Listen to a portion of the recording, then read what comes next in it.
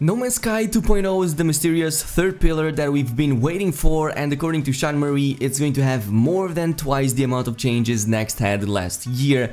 But what exactly is No Man's Sky 2.0 and what are some of the features players can expect from it? Well, thanks to a ton of recent press coverage, we're going to find out more about some of the highlights as well as some brand new gameplay footage that we haven't seen before. So let's jump right in with all of the new stuff, and of course, before doing so, a quick shout out to my friends over at Instant Gaming. Instant Gaming is a website that sells games at some of the best prices you can find around, so if you're looking forward to finally jumping into No Man's Sky or simply want to get more amazing discounts, then make sure you follow the links down below. Now, the idea behind No Man's Sky 2.0 is that it's not just one feature or set of features, as I've said before, but a list of hundreds of changes with the purpose of making the experience more cohesive and bring more depth to the entire gameplay loop. According to Sean Murray, the idea behind the update is to entice both new players and satisfy those who have already played for hundreds, maybe even thousands of hours. And despite not being as flashy as VR or online, 2.0 is going to be the most significant by far. Since just the number of things mentioned throughout various interviews is huge, I have categorized them into several sections so that it's easier to follow. So to name the categories, we are going to go over base building changes, farming, exploration, creatures and environmental changes, and of course quality of life stuff, and a few more extra I'll name later. Starting with the base building parts, according to Sean Murray, base building has been massively expanded to be more complex than ever before, with a lot more new additions to make it more interesting and meaningful. Beyond will feature industrial elements for automatic resource production, according to the recent interviews, and from the looks of it, we'll be able to build power generators, solar panels, batteries, and actual electricity grids to power up your base, as well as the various devices in it. There's a resource extractor such as the ground miners that again can be powered up to do the job for you. So hopefully once you reach these stages in the game, you won't have to deal with the chore of collecting basic resources and pretty much let the machines do that for you while you're out there exploring and fighting or playing with your friends. Then of course there's the new logic system that lets you build smart structures. Some articles mention that it's more than just the redstones in Minecraft, which was given as an example, so some of the devs were even able to recreate a Rocket League arena on one of the airless moons in the game, and even had an actual score counter made with the new logic system. So of course that was just one of the examples given, but there's going to probably be much more than this, as Hello Games wants players to let their imaginations go wild. And throughout the various footage we had, we definitely saw various resource collectors digging into the ground and connecting to a sort of pipe system that leads back to the base. So I'm thinking of placing down some of these miners in the game somewhere, powering them all up with the nearby generators or just building a generator near them, and then connect all of that to a pipeline to deliver and store the resources back at the base, so you don't have to do it manually with your multi-tool, which all sounds actually really awesome, since like 50% of the player base is reportedly engaging into base building. But of course this is just base level stuff. Imagine what other cool workarounds we could create with automation in this game. Now the cool thing about this all is that you can now share your bases on the Nexus. I'm going to talk about the Nexus in the next video, and even that one is going to have bases actually featured by Hello Games. So let's say you're an avid base builder, you create something really awesome, and Hello Games ends up featuring that on the Nexus. So now players will be able to pretty much visit your base,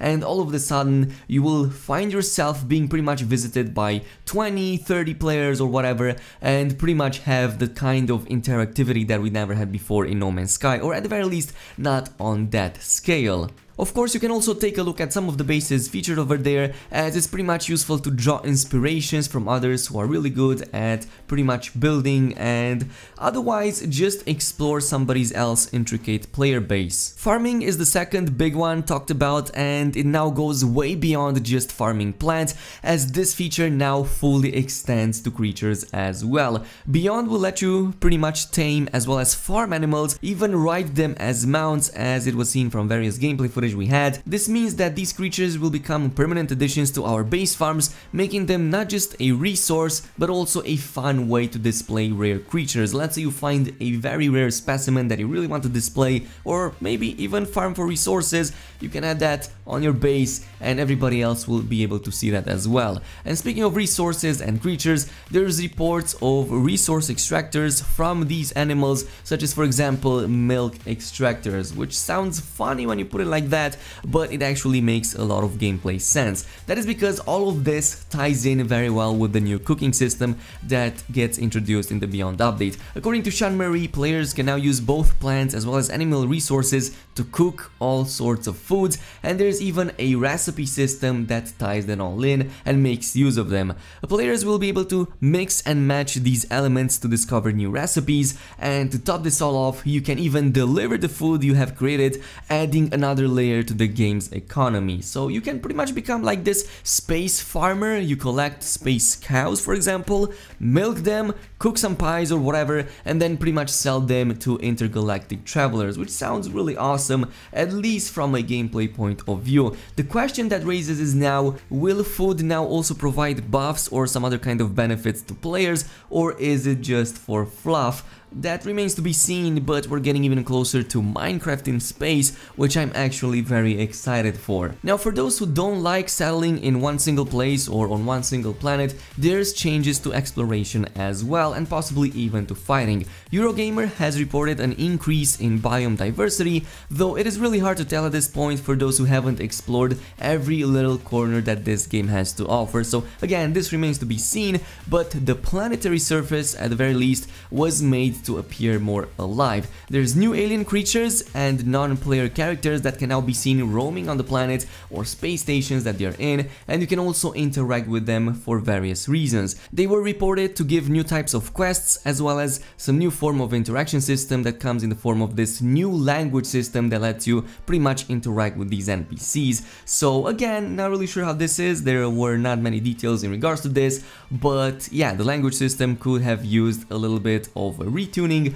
and this is exactly what's going to happen in Beyond. In any case, to help you with the exploration, Beyond will introduce the new Galactic Map as well as a new Discoveries page. Between the two, the Discovery page definitely required the biggest amount of intervention, and I really hope we will get back to the 3D viewer that we had back in the older versions of the game, where you could pretty much bring up a 3D representation of the creature or plant you just scanned or discovered and see it in more detail compared to how it is now. Also, speaking of galactic maps and overhauls, does this mean that we're going to get another universe reset? It's really hard to tell at this point, but if the changes are as big as they are said to be, that could very well be implied. Or maybe Hello Games pretty much found a way to not reset the universe anymore every time they bring in new big changes. Moving on, gameplay-wise, it's been reported that the opening of the game has been streamlined and players will now be up in the skies after about 30 minutes of gameplay. So what this means is that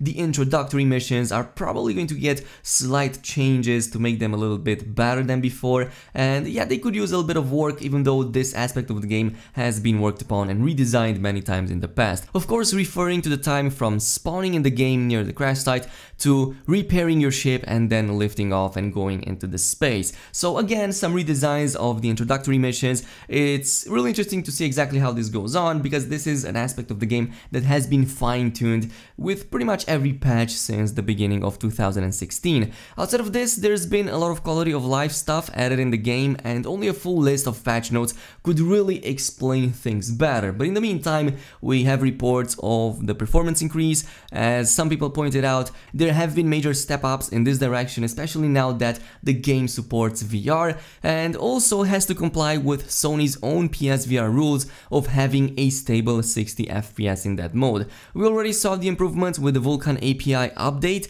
that for now is only available for the Steam users on the experimental branch. The benefits definitely exist there, not just for AMD users, as I myself have also noted to be the case on my Intel Nvidia platform as well. Of course, that's still in the testing phase and will drop for everybody eventually next week when the update goes live on all of the platforms. Also, IGN even noted that if you've had a little issue left with the game. Hello Games hopes to have fixed it by Beyond, so again, just amazing news overall. Anyway, the Beyond update looks even more exciting by the minute, and with each new information it gets me even more hyped. Of course, there's still the VR and the online details that have dropped recently, but as I've said, I will cover them in a separate video since we don't have enough time left for today. Let me know what you think down below in the comments. In the meantime, make sure you're subscribed to the channel and activate that notification bell to get more of this awesome content, and I will see you guys later, so peace out.